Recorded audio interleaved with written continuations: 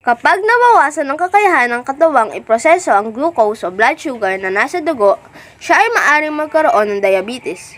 Nagkakaroon ng diabetes ang isang tao kapag ang katawan ay nawalan ng kakayahang gumawa ng sapat na dami ng insulin upang mabalanse ang dami ng glucose sa dugo.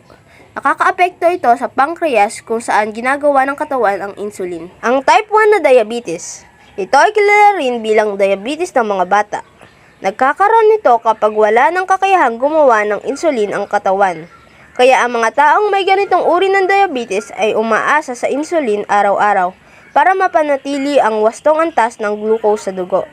Ang type 2 na diabetes. Ito ay tinaguri ang sakit ng mga mayayaman ng mga sinaunang manggagamot. Napakalaki ng kinalaman ng pamamaraan ng pamumuhay sa pagkakaroon ng sakit na ito. Ang kondisyong ito ay maaaring umapekto sa mga taong matataba, kulang sa ehersisyo, at mga may edad 45 na taong gulang pataas. Ang mga karaniwang sintomas ng taong may diabetes ay laging pagod at iritable, di maipaliwanag na pangangayayat, madalas mauhaw, madalas na pag-ihi, mabagal na paggaling ng sugat, labis na pagkain, mga infeksyon, at panlalabo ng paningin. Ang type 1 na diabetes ay hindi maiiwasan. Subalit, may mga maaaring gawin upang ang ibang sintomas nito ay hindi lumala o tuluyang maibsan. Kagaya ng mga sumusunod. Pagpili ng wastong uri ng mga pagkain.